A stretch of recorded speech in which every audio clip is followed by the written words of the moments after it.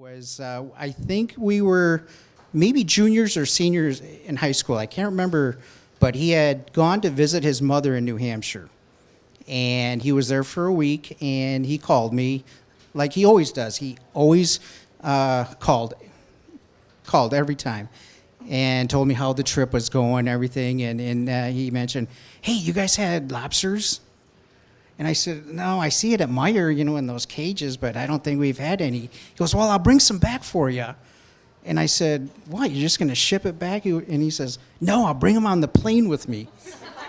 And I said, "What? You can't do that. I mean, how are you?" He goes, "No, I think I can do that." He carried on, I think it was 6 to 8 live lobsters with him on the plane. He brought them back. And that night he came over to our house and we cooked them up, and our whole family had a really nice lobster dinner. So that's the Jeff that I remember. What people don't realize is that Jeff was extremely sensitive.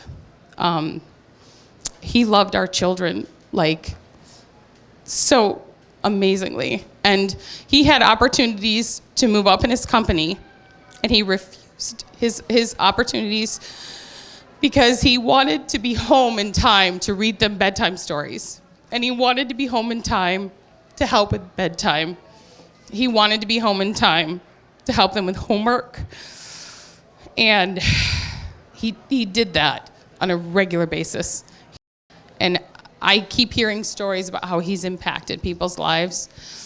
I had a friend of his from work who came to me and said when she had a miscarriage, Jeff was the only person that hugged her and cried with her, and that he understood how awful what she went through.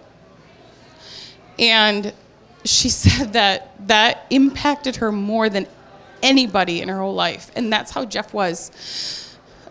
When Jeff passed away and my neighbors across the street found out that he had passed away, they're a Muslim family, huge Muslim family that lives in this giant castle. Anyone that's visited me knows they're from the castle. And they came over, the mother and all the families, and they said that your family, and including Jeff, was one of the few families in the neighborhood that have taken us in open arms. And they said that Jeff loved them and he was so kind to them. And the fact that I saw how affected they were by his passing, he didn't care what religion, race, sexuality. He was a person who just loved people for who they were. And he was honest. He was brutally honest, as a lot of people will tell you. He never lied. He never bullshitted with people. If you what you take is what you get with Jeff. And I think that's what I fell in love with him for, because I knew that if I was doing something stupid, he would call me out on it.